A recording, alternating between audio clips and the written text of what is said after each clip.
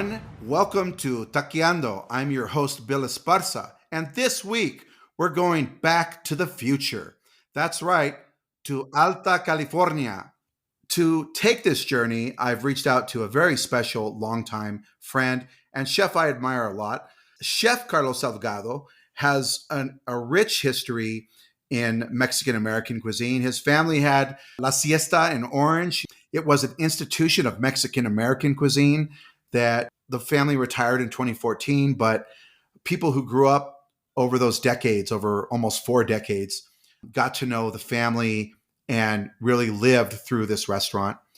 So a young Chef Carlos went on to be pastry chef at Croix, of course, after working around and studying before that happened, but he ended up at Croix as the pastry chef and then opened Commis as pastry chef in San Francisco and really was part of, I'd say, the second wave of high-end California cuisine. It was definitely at a time when San Francisco led the country in modern California dining, long before LA sort of had this renaissance around 2008 when a lot of California cuisine restaurants started to open. Now, Chef Carlos Salgado, to us, to me, is mostly known for Taco Maria, where he was part of the Alta California movement. It's a cuisine that reflects a Mexican past and present here in California. It used to be Alta California, part of Mexico. And you have this bounty of California ingredients, and you have the California cuisine tradition that really, is an extension of Alta California because there is Latin American and Mexican ingredients in cooking in California cuisine. Chef Carlos, along with many other chefs, and we're going to talk more about what is Alta California cuisine, started an incredible movement of modern Mexican cuisine here in America that became respected internationally. But before we get into our conversation with Chef Carlos Salgado, we're always taqueando. And this week, I'm going to share some of my favorite antojitos. So during the week, I was able to hit up Heritage Barbecue for the first time. Now, I've had Heritage Barbecue at so many events. They're everywhere. But I had never actually been to the restaurant in San Juan Capistrano. I've passed by it so many times on my way to Mexico, but I've never actually, stopped there. So I went there, and Chef Daniel Castillo and Brenda, oh my God, the spread they put out, I get why it's such a great place. And now all of our favorite Latino barbecue spots in Los Angeles right now, the top ones, have such great sides, great dishes. I did not have anything that wasn't super flavorful, tender, beautiful. The system that he has out there, these giant smokers and pits he has out there, where he's doing his brisket and actually corn. One of the best elotes I've ever had. Restaurants usually fail when it comes to taking on the elote man, the elotero, but he's actually cold smoking the corn, which gets a great flavor. So when you get these elotes that come with the barbecue there, they're not just your regular Mexican-American token elote dish. These are very special. So loved it. I can't wait to go back. I also got a chance to try the whiskey bar at Mayborn. Now, wasn't really about the food, but had some great, I'm a cigar guy. So at the whiskey bar, I had a wonderful Churchill cut of a Davidoff. The server turned me on to this wonderful Irish whiskey there. Now, I usually skip the Irish whiskeys that go straight to Scotch, rums, and anything, cognac, anything but an Irish whiskey. But really amazing experience smoking a cigar up there. Now, I'm in Mexico City right now, kids. And so I actually stopped in Tijuana. I flew from Tijuana. I have zero confidence in Sean Duffy. So I flew out of Tijuana, man. Flying out of the United States these days is a gamble. Please get a new transportation secretary. All these near misses and stuff. So I flew out of Tijuana to Mexico City. Before I was there in Tijuana for a couple of days. And again, another chef, I'd had a lot of his food at events over the years. And I had a tasting dinner he did in Los Angeles as well. And that's Chef Rufo Ibarra right there in Tijuana with his restaurant Oryx. But I'd never actually been to Oryx and had the most incredible Tijuana, terroir tasting meal there. Baja California has wonderful seafood products. So, of course, we had a wonderful aguachile with a chocolate clam that was very memorable for these little watercress drops. But maybe the best dish of the night was this taco of he calls a black taco made inspired by the Mercado Negro in Ensenada, the black market. So it's a black cod fish taco made with ikejime, and it's got this. I mean, it's on an heirloom corn tortilla, and of course it has some vegetables, and it's got some dots on it. But the construction, again, I'm modern Mexican chefs in LA. You guys need to spend some time in Baja California to understand how to do a fine dining taco. It's not just taking an heirloom corn tortilla and putting a beer battered fish on it. You really shouldn't do that. The chefs over there, they'll do fish tacos, but they'll do different techniques instead of just the straight tempura, which doesn't work with your blue corn tortilla anyway. Okay, so stop doing that. Go to Tijuana, go to Orix, and so many restaurants around there that do this so well.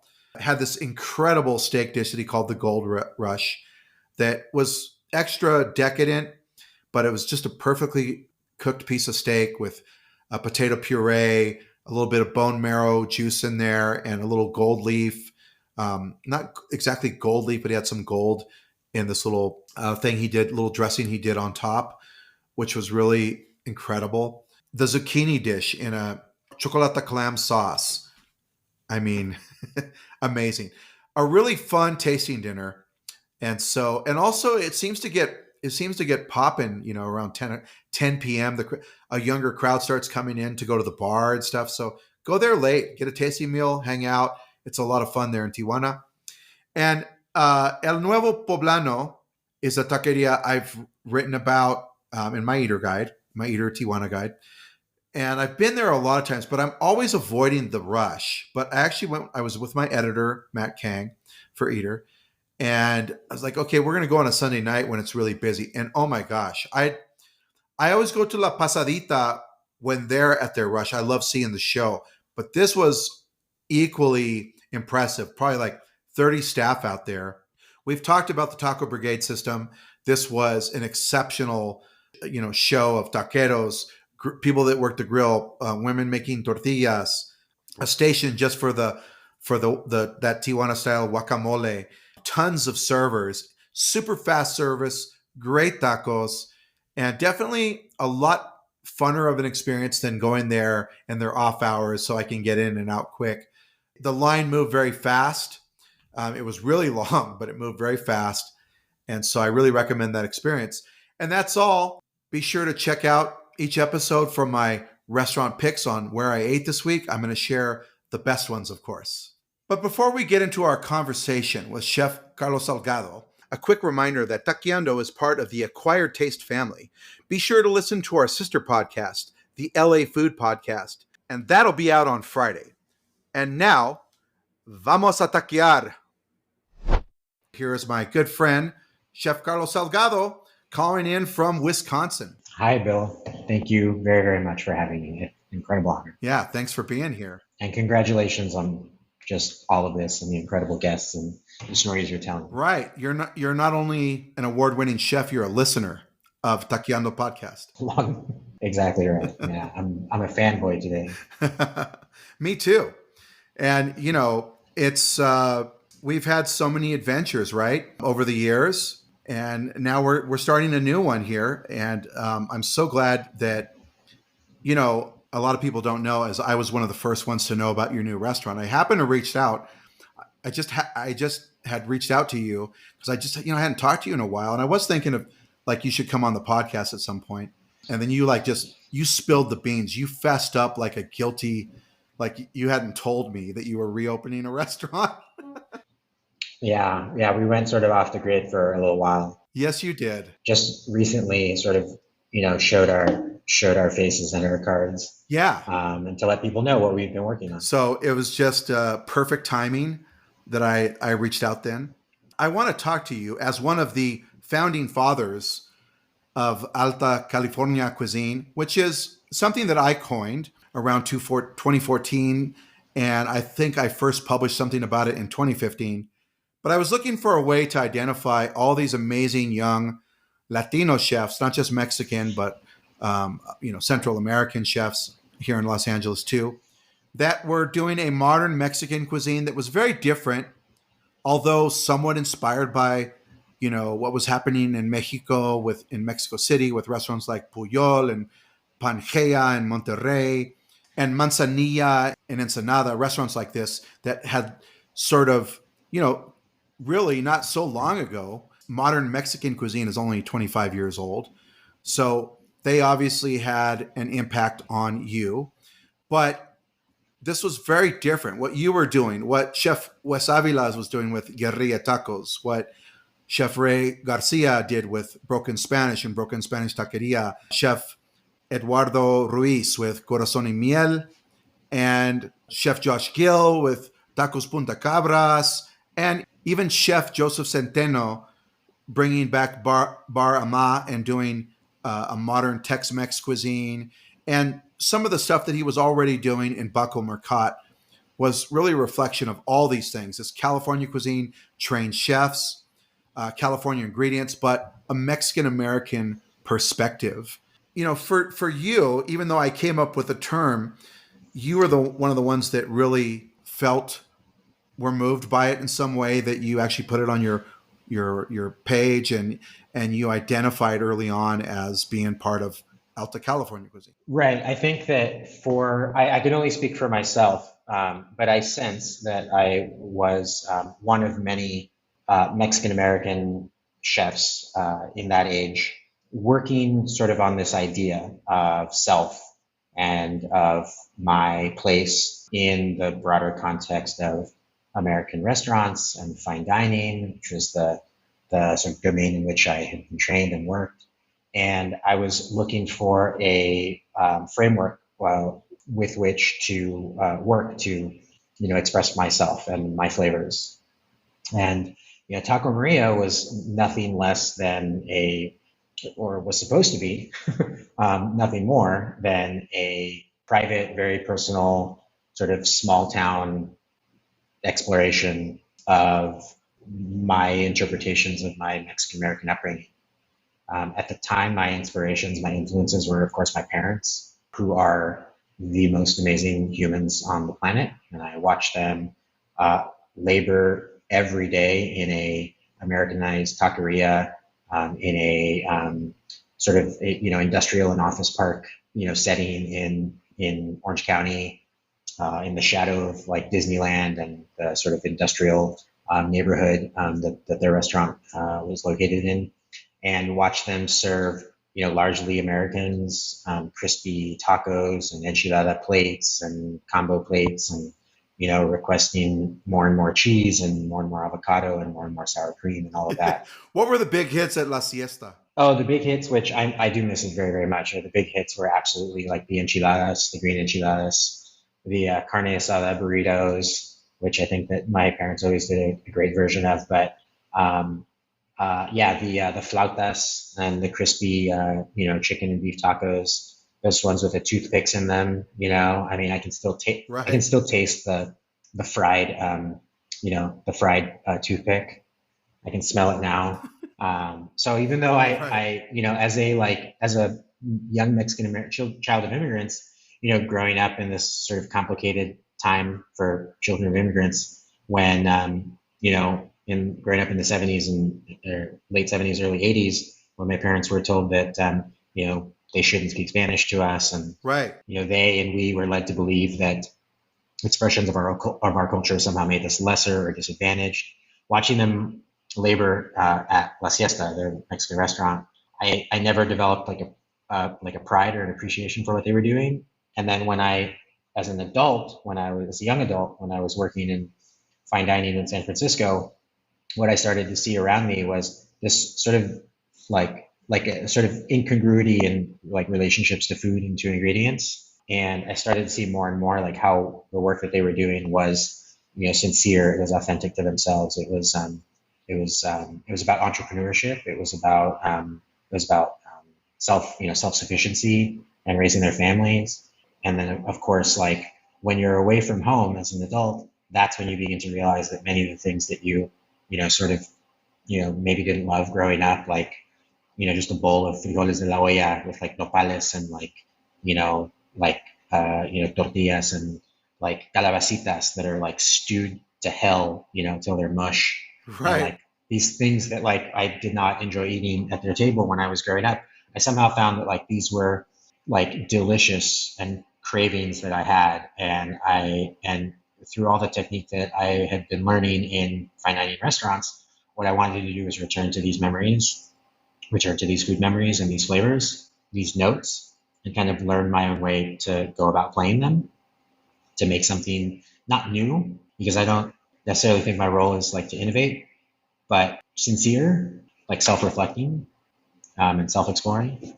Yeah, I love that. I mean, I think that's one of the aspects I really love about California cuisine is that it didn't try to, you didn't run to Mexico and explore all the obscure antojitos and mole dishes. And you and I, I'm a little older than you, but experiencing the 80s and 90s, there were white food writers, white cookbook authors, the Rick Baylesses, the Diana Kennedys, that really crapped on Mexican American cuisine and told everybody this is wrong, you should be eating this. And then writers followed that and it became a punchline. Oh, this isn't, the opening line was like, this isn't your mom's Tex-Mex cuisine. This is something elevated. And while you guys, where you went through a period where you felt a little insecure about that, and a lot of us did.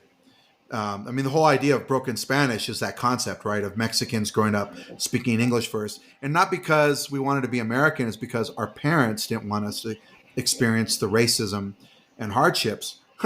Little did they know, right? What was coming. And so you guys went back into tacos, burritos, tostadas, simple plates that were in the Mexican American restaurants, right?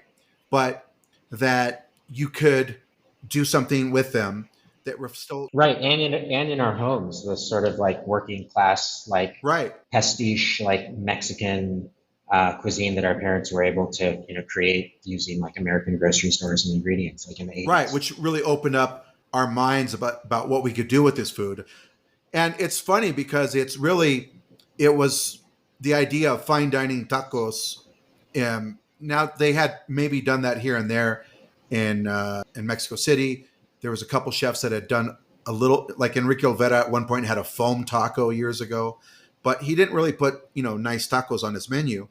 But it was you, Wes Avila, Ray Garcia that were doing this. That sort of now is very common in Mexico. I mean, you guys really led that trend of you can do fine dining on a taco. Right, like guys like Wes and Ray, and Eddie, like became friends. We were introduced, by you, actually, and I think many, if not all of us, like proudly adopted that sort of categorization, proudly accepted that categorization of like Alta California cuisine, because in my conversations with them in the past, and again, I'll only speak for myself, but in our conversations in the past, I sensed that we had been like looking, like I say, for kind of a framework or a way of like thinking about who we are and like what our sort of impulses were with our cuisine, like what our goals were.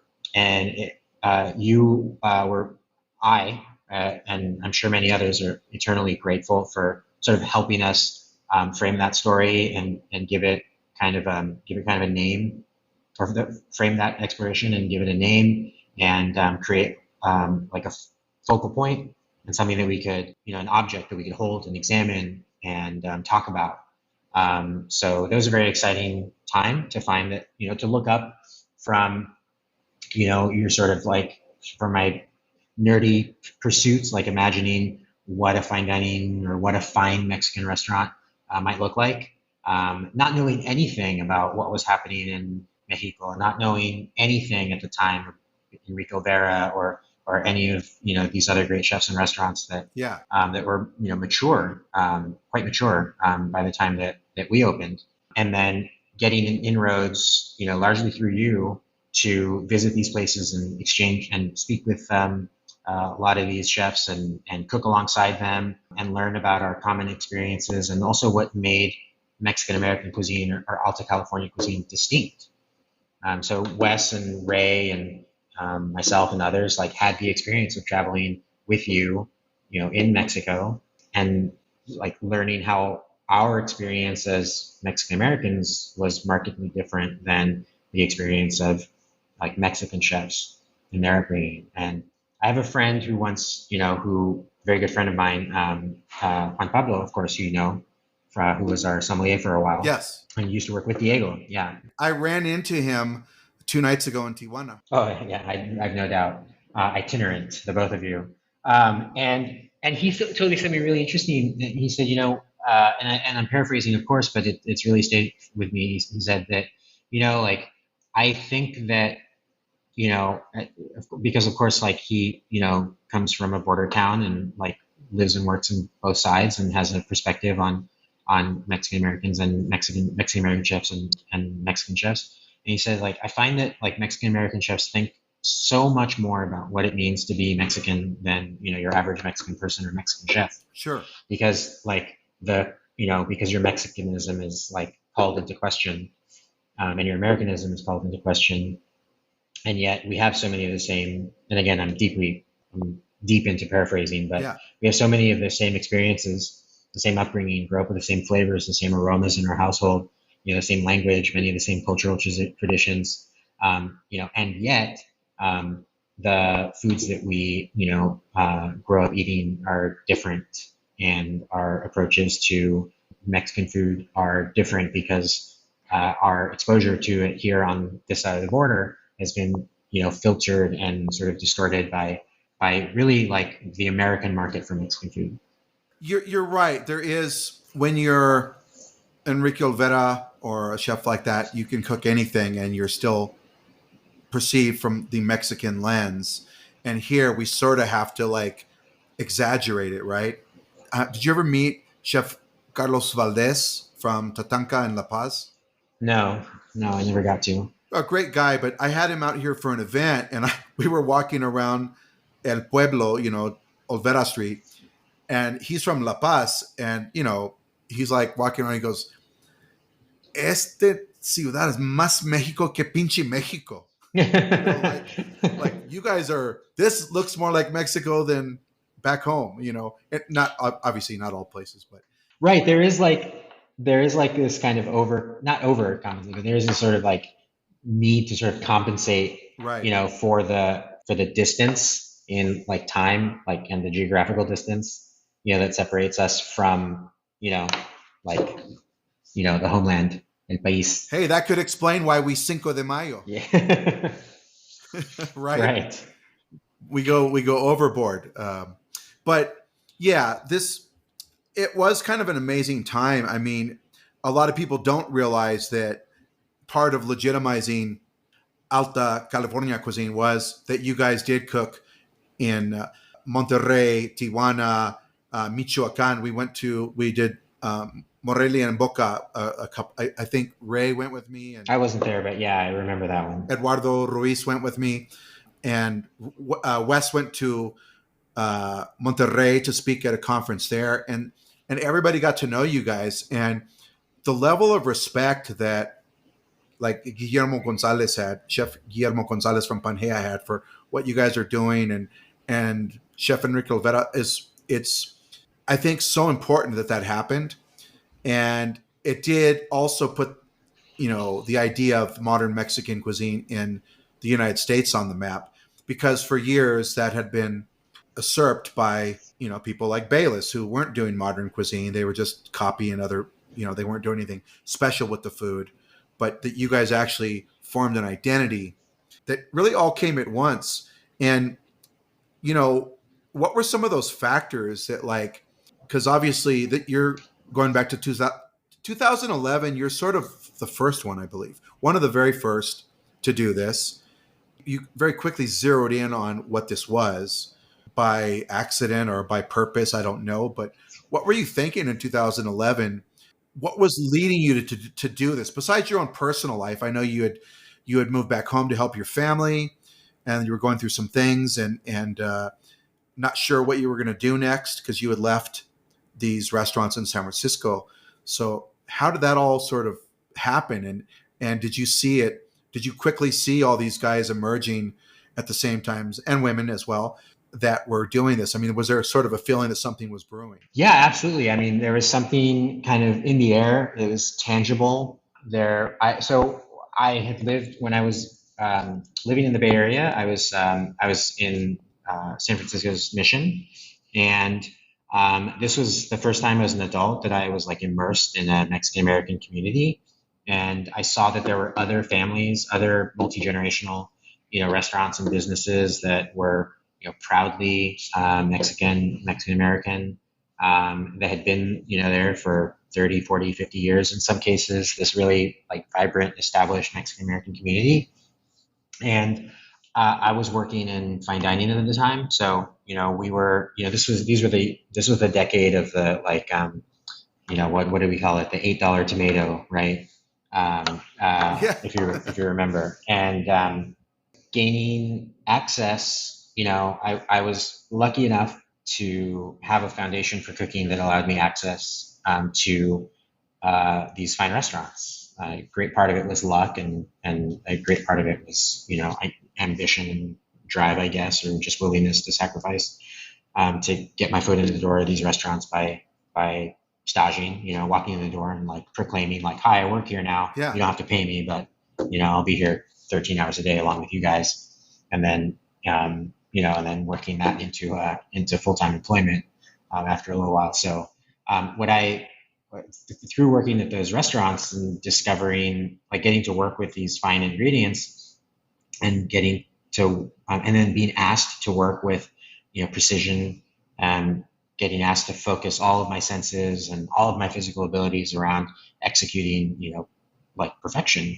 It was really inspiring to me, but it was plainly evident to me that none of what we were doing required the cuisine to be like European derived California cuisine, like French inspired California cuisine. Right. So like none of the elements, neither like selecting the best ingredients that the soil was providing, or like the best, sustainable seafood from the West Coast, nor learning to take excellent care of it and learning to prepare it precisely, and thinking about palate and balance and seasoning. None of those things required or demanded that the like genre of food that we were working in was like California cuisine or French cuisine even. Right. And so I spent all my free time, my BART rides back from Oakland when I'm working at Comey, traveling through the tunnel every morning and every night. Just thinking about these cool ingredients that we were working with and how they might apply to the flavors that I grew up with, because a longing for home Yeah. was the thing that was driving my my culinary journey, my self exploration as a chef. It was like learning technique and reading as much as I could, and spending every spare dollar and cent at Green Apple Bookstore, like buying used cookbooks to absorb as much information as I could, and then in my free time when I wasn't working, still thinking about food, relating it back to the flavors that I grew up with, which as we've said is like Mexican, like Southern California Mexican American cuisine of the late 80s and early 90s. Yeah. And we didn't have a lot of models for how you might make a beautiful dinner and a nice dinner experience using these flavors. We only had American restaurants or French derived restaurants. At the time there were certainly some. LA had fine dining, sit down Thai restaurants with like nice wine lists and that sort of thing. But there were relatively few, and Sure. weren't really very many Mexican ones. Yeah. And there was no taco omakase. Right. It did not exist, right? There was no like, oh, I can go check this out. Even if you wanted, you could go experience modern cuisine in Mexico. But in 2011, that was still a lot of the restaurants that are big now were just opening too. Like, I mean, I don't know that Quintonil was open in 2011. I think it had just opened in 2012. But yeah, you're right. So you opened in 2011 as a truck. When did you open the brick and mortar? 2 years later, Oh, almost to the date. right. So And 2012, Guerrilla Taco started doing his stand on the streets there in the Arts District. Broken Spanish opened in 2015.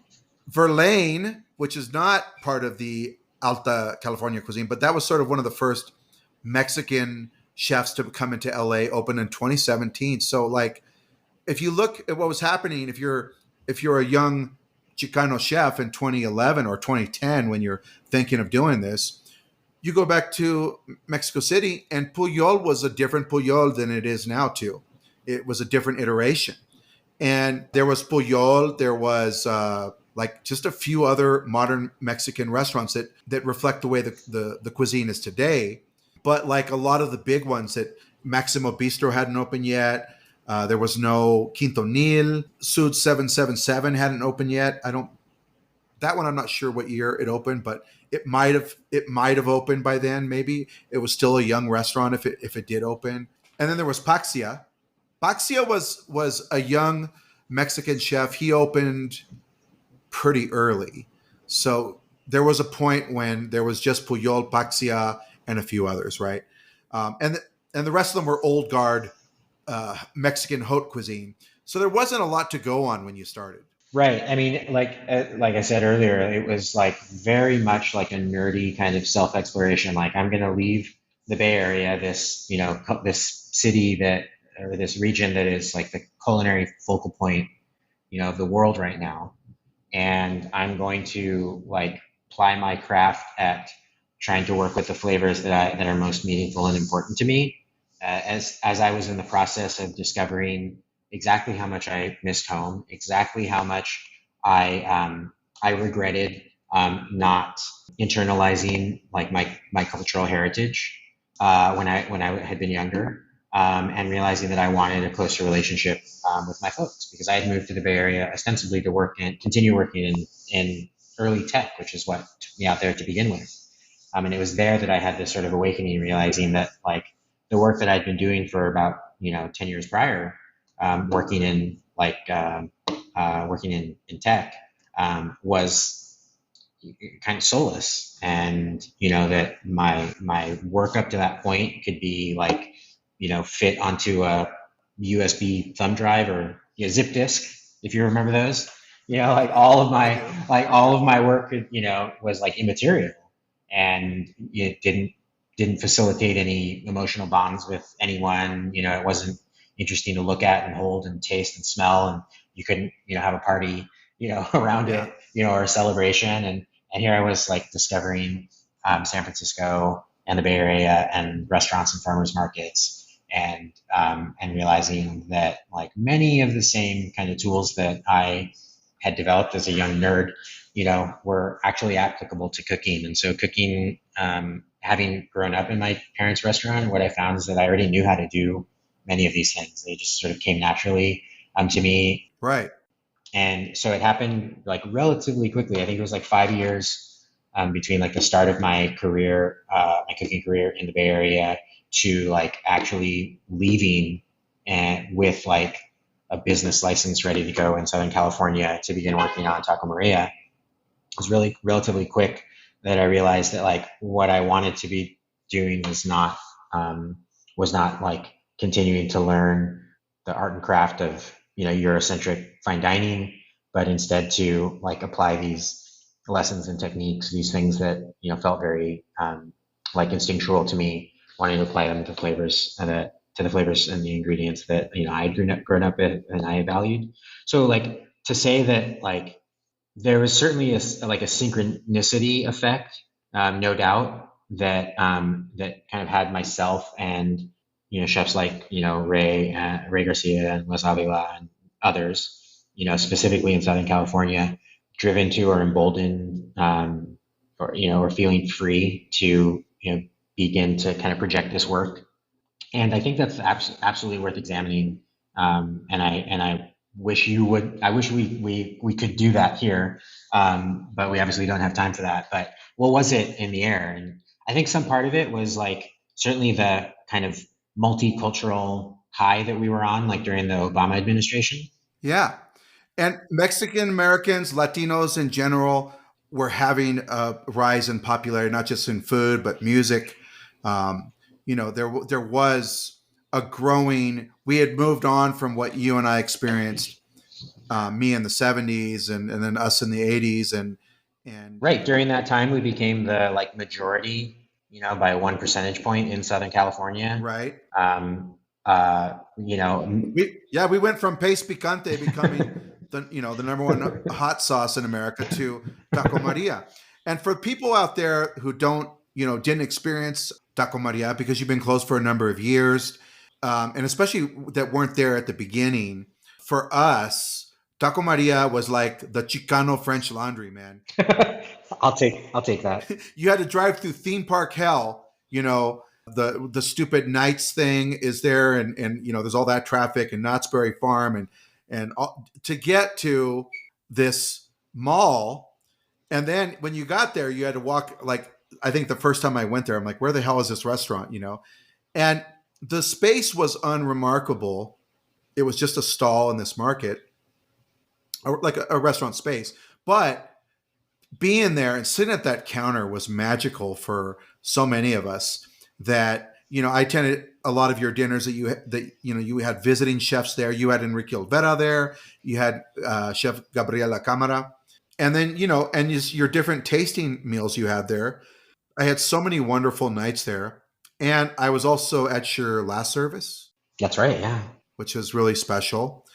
But when it obviously, if you live in Los Angeles, going down to Orange County to go to a destination restaurant was a little bit of a mission. And I remember having to, like, okay, either I'm gonna have to go down in the afternoon and just stay the whole day, or I'm gonna have to book a late reservation and wait for traffic to go down to get down there. But it was where Guerrilla Tacos was all about, like, just it was about tacos and making beautiful food with the tortilla as a canvas, and Broken Spanish Taqueria was about that. And Broken Spanish was really this very hardcore Chicano, had this Chicano element to it. But you were really, I'm gonna place you as sort of the leader of the more refined version of all of this, and not to say that that's better, but just to say that that's what you were doing. So it uniquely placed Taco Maria as a place that those of us who really cared about this, my our good friend Gustavo Arriano, also, him and I were really on it right away. And then Jonathan Gold was down there. I think one night I was there, I saw Laurie Ochoa and Jen Harris leaving, and so, like, L.A. Times followed, and all these other writers followed. Taco Maria was a very, very special restaurant that it's always going to be important to have relevance. You know. Well, when it's interesting that when we opened, like when I moved back down to Southern California, to open a restaurant, I specifically, I weighed like potentially opening something in LA, but I ultimately decided to open in my hometown of Orange County. I grew up like sort of on that corridor between the city of Orange, Santa Ana, Costa Mesa. I went to high school in Orange. I hung out in Santa Ana and Costa Mesa, just up and down the 55. That's home to me, and so I specifically moved home so that I could be like in a quieter market, in a more minor market, because I didn't have a lot of confidence, like that I was good enough to be cooking and working in LA with these really amazing, like, multi-generational families from with deep deep roots in Mexico, like working in mostly Latino neighborhoods, like serving the food of their families in their region. And me, I felt like I'm trying to understand my connection to Mexico. I'm trying to understand, like, what it means to be Mexican American. And what I know is that the language that I speak best is, one of, like, quiet sort of reflection of, like, what you're eating, what's in front of you.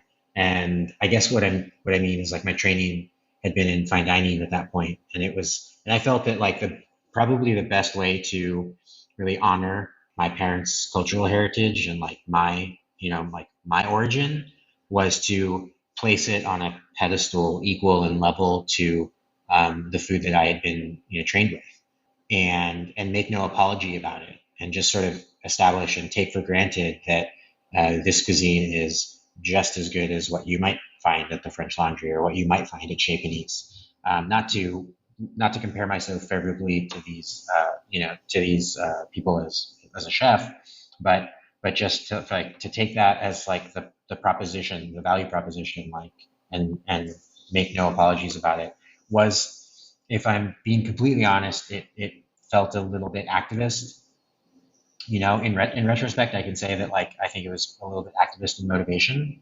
And even though I didn't have the language, for it back then, nor did I think anyone was really watching too closely. So I was just incredibly surprised to find, attention from LA County and the national attention and everything that happened in the early years, and through to the end of Taco Maria's run. The fact that it was received as well as it did, and that it resonated with so many people, and that it seemed to kind of touch on this thing and connect with this kind of cultural phenomenon that was happening of like empowerment of Yeah. like Mexican American kids of immigrants, like from my generation and the younger generation, was incredible. There's no doubt the county where really the hatred of Mexican Americans on a national level began with Prop 187, and that in the 2010s, that the best restaurant in Orange County was a modern Mexican restaurant. So there is activism in that, and there is irony in that as well. And it was a statement again of a tide that was turning. And we love these dishes. I mean, the aguachile, of course, became an iconic dish that young Mexican American chefs are still doing. They still remember that. Like that was sort of like a flashpoint, I think, for Taco Maria. That dish, it became a signature, but it was also a statement of all these things that you're talking about. The ingredients and the culture, and then doing. I want to say you were the first to really go all in on doing nixtamal in your restaurant and making your own tortillas for beautiful quesadillas and tacos that you would serve also. The other irony was that you were a taco Maria that didn't do really tacos. It was Right, that was the accusation early on from like largely white like food right, reviewers, like they were fond of like that sort of that ironic like headline of like the taco place that doesn't serve tacos. right. And I think that's because they, like, I think a lot of Americans hadn't learned at the time that like the taco comes from the act of taqueando, right? Right. It's the way we eat. We eat with tacos. Right. It's the way we eat, and not like you don't go to your abuela's house and she plates you like two composed tacos with, micro cilantro. Abuelas don't make tacos. You make them yourself. Exactly right. And I always wanted to, and throughout the years, like our tasting menu or our prefix menu changed, but ultimately we sort of settled on really like building to the entree, like as the high point of the meal, where you have smaller tastes at the beginning, and then you have like some, maybe lesser known, at least in the United States, like known like masa shapes and forms, what I would call forms, and then the generosity of the entree or the main of like your guisado or your asado, and like a little bit of this y un poco de eso, like some curtidos and two salsas and some tortillas and the hierbas. And right now there's pipicha or papalo, and so that's at your table as well, along with the cilantro, for you to tear off and like stir into your frijoles de la olla, which everyone got, with their entrees, and like take a little bit of aguacate with this bite, and then maybe try this salsa with this next bite. And to me, to have like people celebrating, to have like everyone, no matter their ethnic background or their cultural, heritage, like sitting in a place like eating like we ate at home, was really, I think, special to me, and probably like I think the great achievement of like Taco Maria's prefix menu. Yeah, and it's funny because that's now like that's the final plate of the final savory plate of the tasting menu at Quintonil is a little taquiza with different little things and salsas and condiments and guisos of insects that you can and little tiny tortillas that you can make mix and match and make all these different tacos. And I have to give credit to like Quintonil and Jorge Vallejo because when I was in between the taco truck and Taco Maria, the brick and mortar, I like on a whim bought a like late ticket to Mexico City to go to Mesoamerica and kind of like weaseled my way into the conference with David Kinch's team. Because I of course knew him through like Comey and my chef and one of my mentors, James Sibu, and then got to meet some chefs who worked at Quintonil and they got me a reservation for lunch. Of course, they were booked out because everyone was in town for the conference. And they got me like a single seat reservation for lunch, and I sat for that meal, and I thought like and it was incredibly emotional for me because it felt like it was the first time that I experienced like a tasty menu with those flavors, and I'm like kind of looking around and having this weird sort of out of body experience. Like, is this tasty menu made for me?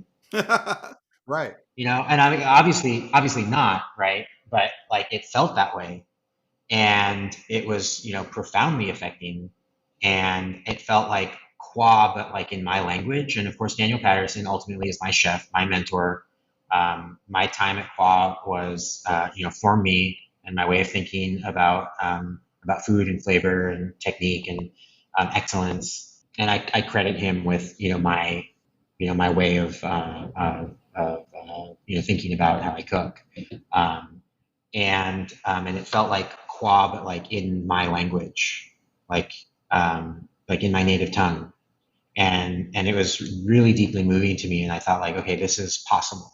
And then we opened Taco Maria, and I'd been agonizing.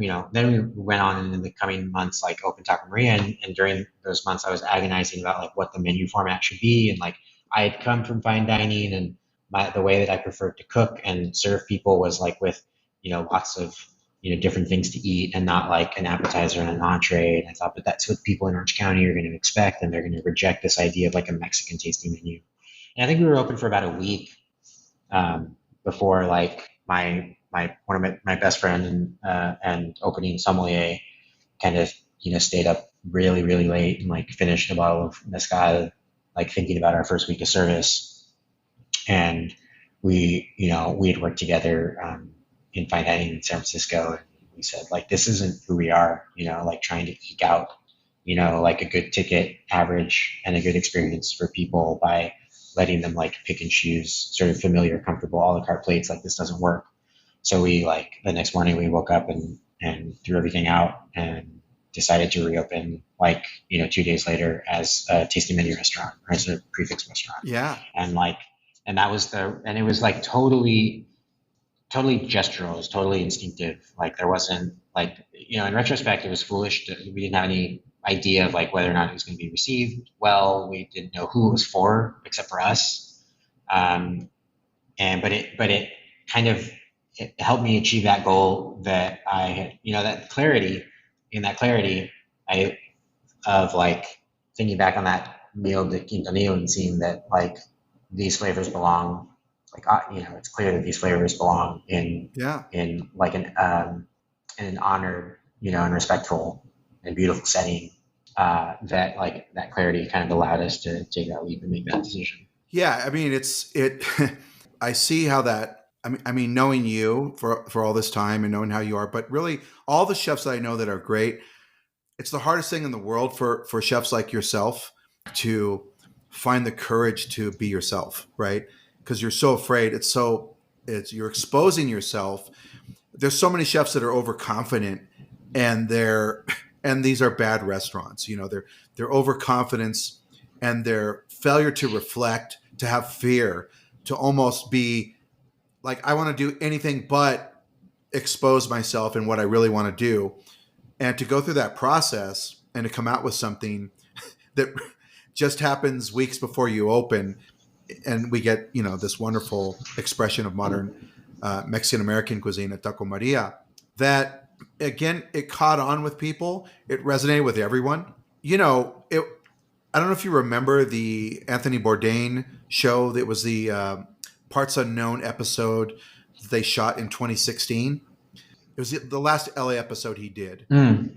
and they went into this episode, and I was a consultant, and so I suggested several restaurants. I suggested Broken Spanish. I suggested Gishbak, and also Mariscos Chentes. And we also just kind of, I gave them some background for Alta California cuisine, and also these, Oaxacan cuisine in Los Angeles.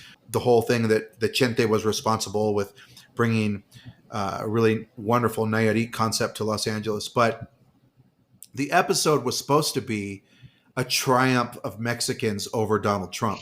Mm. And so they shot the episode two ways. So the election hadn't happened yet. And one way was going to be like a victory lap after Trump lost. And, so many people thought Trump was going to lose to Hillary Clinton. And even Trump, I think, thought that. But just to be cautious, they shot it an alternative edit in case he did win. And they just weren't going to be able to. So that we never really saw that show the way it was supposed to be. But in that episode, modern, Mexican American Alta California cuisine was featured as this is what in a world that rejects Trump, this is what we love. We love, going into a cevicheria in Inglewood. We love going into Oaxaca Californian restaurant in Arlington Heights, and we want to have when we go to fine dining, we go to Mexican restaurants, And so even though it was still featured, this sort of began a time that was very difficult, obviously, for Taco Maria during that presidency, and going into a pandemic also, which was another difficult time. Not as a result of any of that or directly, but eventually you closed. And what year did you close Taco Maria? We closed in 2023. And you not only closed, but you sort of, you left. You went back to Wisconsin, where your wife is from. Yeah, we chose to disappear. Shout out to Emily, by the way. I love you. And she says hello. We love you so much, and miss you, and California so much. Even though we're there like relatively often, we're usually like in and out pretty quickly and just concentrate, just focused on seeing family. Because we carved out this like period of like invisibility, very intentionally, very mindfully, because of the intensity of the experience that we just had, which was unintentional sort of meteoric rise of our restaurant, critical success and attention, which I hope I'm like expressing like my humility and gratitude as I like sufficiently as I'm saying it, because like it was just You are perfectly on brand right now. completely unexpected. I don't want to say unwelcome necessarily, but like so much of that attention and demand for our attention and sort of spotlight was not always healthy in a lot of really complicated ways that we may or may not have an opportunity to get into. But I think for like a young, relatively young chef who's like in the process of, in retrospect, it was kind of foolish, right? Set out to do something like what Taco Maria, what I envisioned doing with Taco Maria, and then like kind of expecting, like I didn't really know whether it would be good or not, and I didn't know if it would hit or not. But in retrospect, it was kind of foolish to not expect like people to come from from LA or from further away. But I definitely didn't expect like the attention of the Los Angeles Times and Jonathan Gold. I didn't which Right. You guys, what year did you get Restaurant of the Year? That was 2018, I want to say. Right. And that was still, as you said, pretty relatively early along in the development of Taco Maria as a brick and mortar, as a fine dining, as a tasting menu restaurant that you're still figuring it out. You're still going through that, and then that happens. And that was, I know that was for other people that are not you, that are not um, so introspective.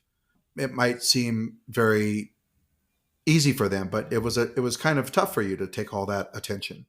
Yeah, I mean, I think that it was like I was for me personally, I felt I was incredibly imbalanced by this experience that I was having of like our work and our the cultural like significance of our work being celebrated like in our community, like in our space, in our like broader network, and like yet uh, yeah, that was happening at the same time that really like we were beginning to see the ugliness of what the new administration was proposing, and like what they were doing with the power that they had.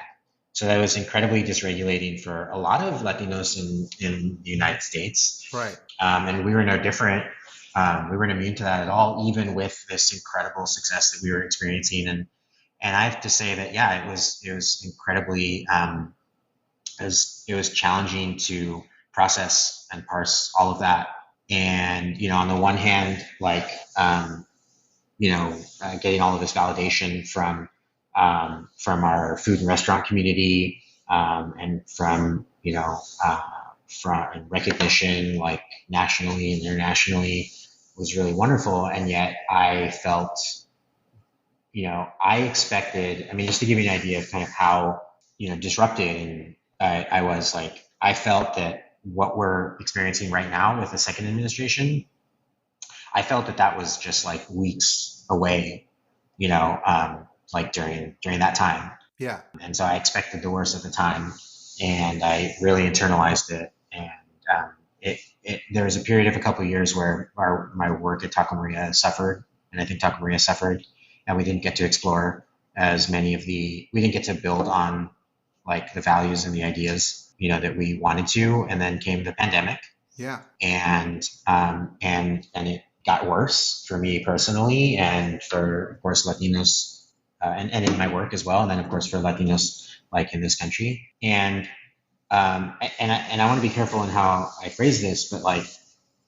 what happened instead, instead of like hitting rock bottom and then going down even further, what happened was like this jolt, this sort of like sudden onset of this global catastrophe really did something for me, and it allowed me to stop, and the world stopped, and like this attention that Taco Maria was getting, stopped, and I was no longer sort of thrust into the spotlight, and I didn't have to I didn't feel the constant pressure for like innovation, or like speaking for my generation of Latino American chefs, which I was happy to do when I was on, and then it was challenging to do when I wasn't. And let me also take a little responsibility and apologize for being such a big champion of you in the beginning. To I mean, I'm media. We are responsible, both sometimes talking, bring shedding light on something that's bad, but also talking about great restaurants. We write Well, you and needn't apologize for that, because of because like clear, like clear vision, and like context and understanding of the underpinnings, such as you had, like really contributed to like the arc of growth that we were on. I'm referring more to like the kind of national level, sort of general interest kind of food community. yeah, no, Yeah. I understand. I understand. Yeah, I mean, so what a lot of people just don't understand. There are so many of us. The way I feel today about ICE raids and what the administration is doing, not just to Latinos but to so many groups across the country.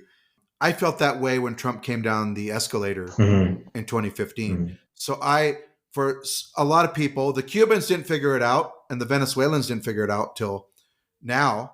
Now that they're being deported for voting for their own deportation. But I was there at that moment, and I think you were there too. And for even though that first administration was not nearly as bad as it is now, I felt the same way, and felt horrible. And I was so happy when he lost to Biden, and it was, hoping that he wouldn't run or something again. So here you are, and he's still the president, and but you've had this time now out of the spotlight, out of the pressure, the daily pressure to, you know, do something new at Taco Maria. What's next for Taco Maria? Is doing something way far away, not even in a big city, right? You're on the outskirts of. Yeah, we're pretty far out here. We are in northern Door County, Wisconsin, which is where my wife's family is from. Emily grew up just like a couple miles here from the restaurant. I'm sitting in the restaurant now. Our new spot, La Sirena, will be open in just a couple weeks. We've been kind of quietly working on it. It wasn't our intention necessarily to do that when we came here. This was like a respite, like a kind of a reset. We thought in the like aftermath of closing Taco Maria, we thought that we would disappear for like our own mental and family health, because all of this time focusing on the restaurant and answering to the commands that were implicit in Taco Maria's sort of and place were it left little time for me to work on myself personally, for me to spend as much time with my young son at the time. And in the intervening time, we had a baby girl. So I have an 8 and a 3-year-old now. They're the most perfect human beings, and I feel privileged and extraordinarily lucky to have the opportunity to really imprint with them like early on. And rather than having to go from like Taco Maria in Costa Mesa to Taco Maria in Yeah, Santa Ana, or Long Beach or LA, or any of the places that yeah, where that Taco Maria was rumored to be reopening shortly after we closed.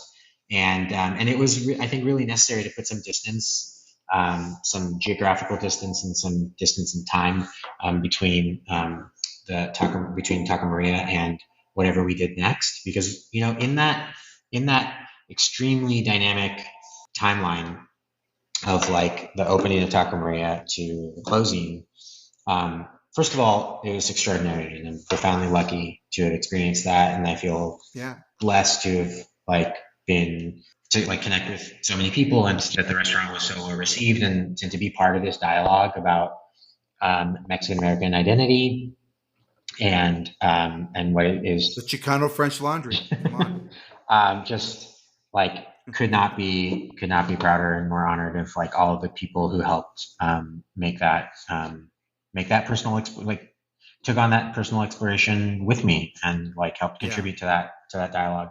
I could not be happier. Yes, it's important, and I know it's important for you, and it's important for me too. I mean, we're two Mexican Americans, and the Mexican community obviously is one again of many communities being oppressed right now by the current administration. But it's important to find the way to be an activist without having that lead to despair. Mm.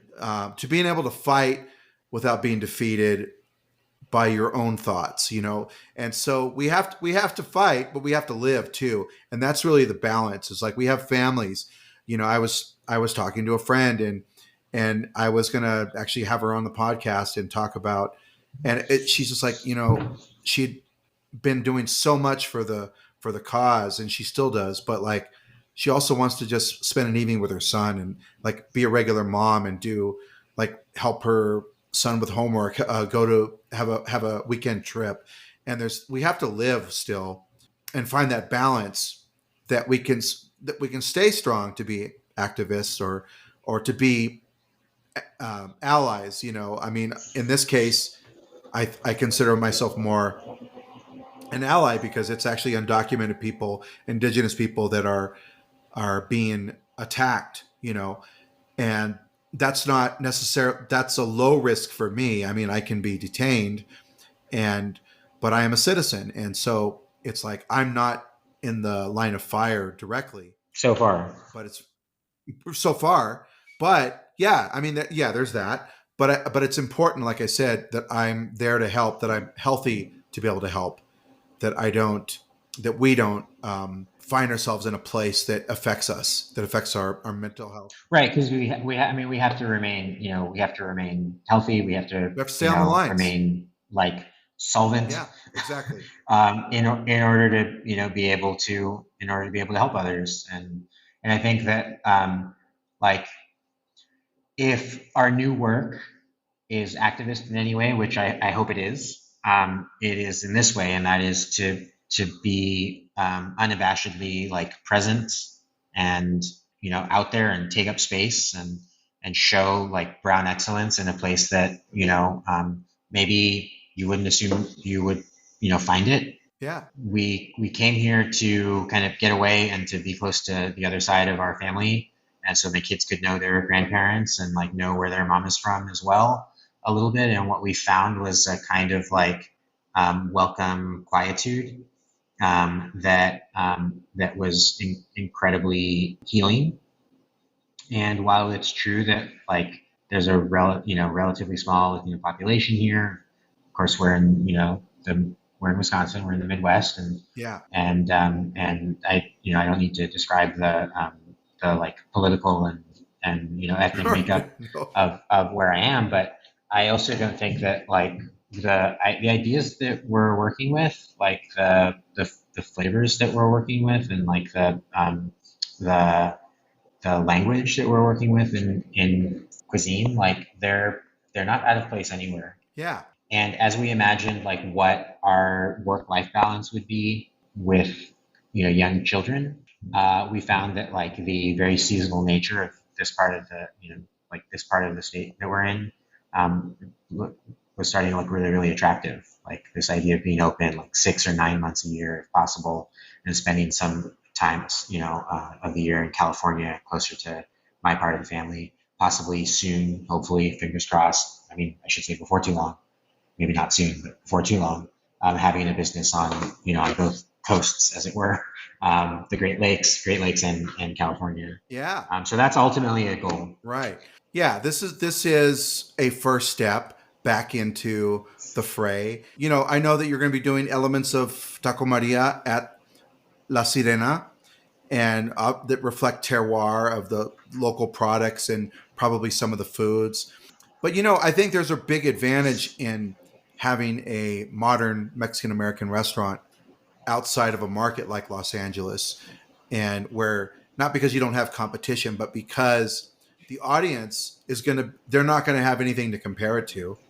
I mean, I that sounded like competition, but I think of like some of the young chefs that are doing really cool tasting menus in Portland, and they're so far away from the large Mexican communities you have in Chicago or Los Angeles or Texas, but they're able to really do some cool things with that audience there. So I feel like La Sirena has that opportunity as well. Yeah, I think so. I mean, so there's two things. One is like when you're in a market that kind of knows sort of like generic Americanized Mexican food flavors first and foremost, Yeah, then I think that if you and this is because this is a subject that we've considered a lot, in the course of Taco Maria. Sorry, yeah, a subject that we've considered a lot in our time with Taco Maria is like what how our ideas about Mexican food sort of play like in the market. And yeah, I think that when you have that common vernacular of Americanized Mexican food as like the baseline, I think that if we were to open a Mexican restaurant and we were to kind of play too close to that baseline or like reference it like very directly, then you would inevitably invite like comparisons. The most yeah, the most insidious of which is the one of like the value proposition, right? Like, oh, the tacos are so expensive, or like they don't even have chips and salsa, or like they charge you extra for guacamole, or they don't even have guacamole, things of that nature, right? Right. Where's the guacamole? And so I think that like, there isn't so much of like a conscious effort to defy those expectations as much as like there's a confidence, a new confidence now that I didn't have when we were younger. Like I'm not agonizing over the menu format. What I know is that Yeah. what I know from my personal experience now and from my experience, as a Mexican American chef, and my relations with the country of my family's origin and chefs from that country and great friends and peers from Mexico as well. What I know is that I can like unabashedly and unapologetically say that like I'm Mexican and that my food is Mexican American, and I don't no longer feel the need to kind of justify my existence here in, certainly not in Orange County or Southern California, not here, not anywhere. Like I grew up with a Mexican American experience. I grew up with those flavors. I have, cooked like alongside some of the great Mexican chefs Yes. and the great Mexican American chefs in California and elsewhere, actually around the world. And I think I can more confidently now speak that language of like personal expression of my relationship to my heritage, in a way that couldn't necessarily when I was a lot younger. So, La Sirena, our new restaurant, is like absolutely a Mexican restaurant, to the extent that like my experience is Mexican, and my profound love of the tortilla and masa and frijoles and chiles and all of that, and I can get all those things here, and I can also like walk the woods for morels and chanterelles, like Oh, I know how you love to do that. I love the woods, and the the freshwater seafood is like something is that's new to me. But I'm living out my boyhood fantasies of like trout fishing, for bringing home dinner, Yeah. and just like forest bathing, like casually, every day. Yeah. It's been profoundly centering in a way that like I expected. Trout's very Mexican, man. Like Yeah. Estado de Mexico cooking lots of trout down there. Yeah, I'd like to put like a frog chile verde on the menu, which is about as like Mexican slash Wisconsin as I can imagine. Okay. So that'll come soon. Which like are you in Guerrero or are you in you know northern Wisconsin? Which one is it? You can't tell. Right.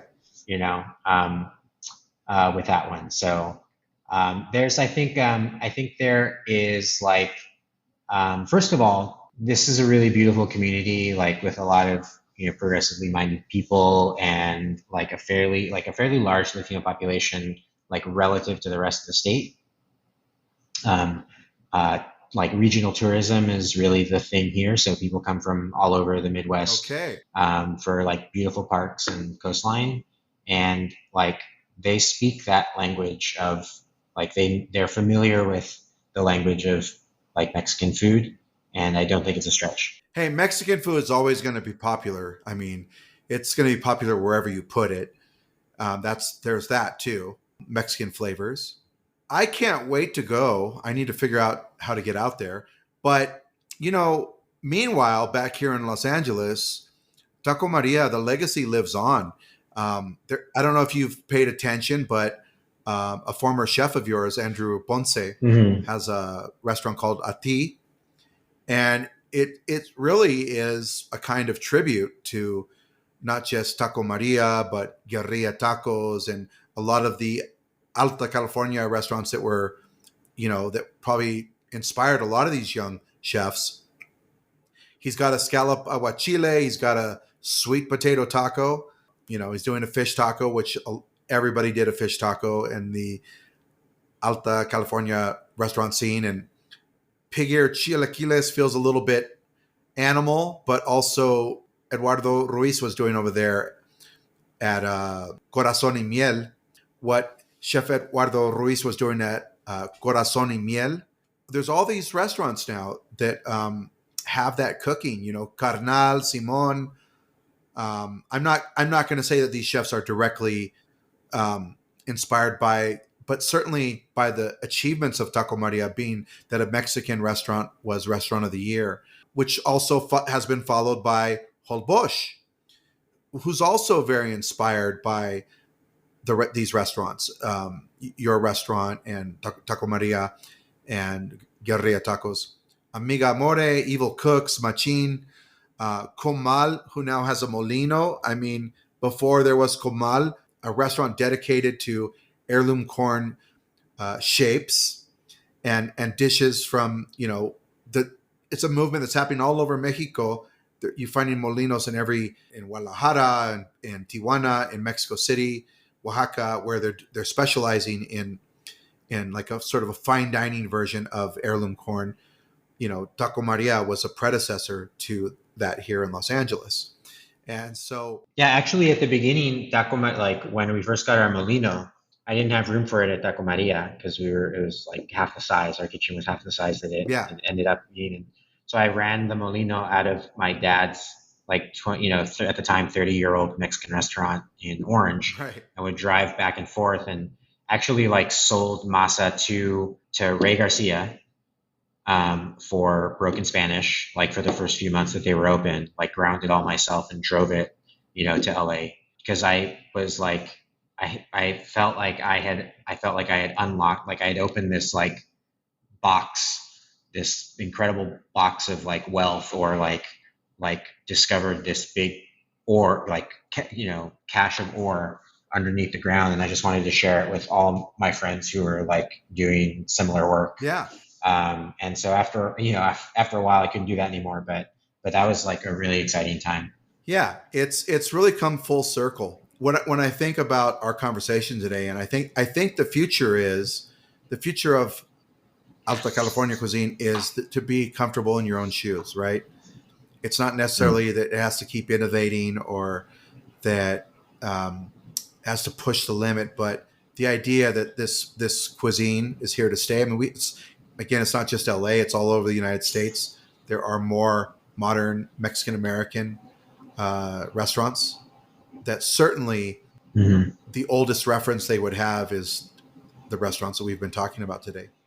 Yeah, I mean, it's a really interesting idea to question like what the future is for Alta California cuisine, or like modern Mexican, whatever we might call it. And I know that for me personally, like a confidence in my identity is what motivates like my ideas about cooking and hospitality.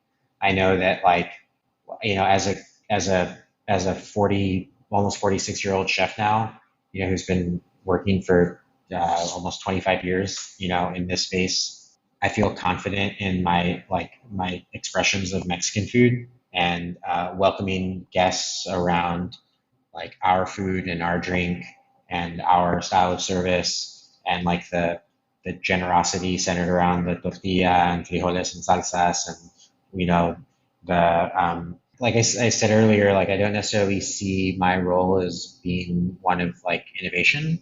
I think it's about discovering, like, I think it's about I think it's about refining like authentic expressions of like my own experience with Mexicanism. Well, I always appreciate your humble approach to this, but certainly, you know, there is now a body of work by your generation and the new generation that's going to continue.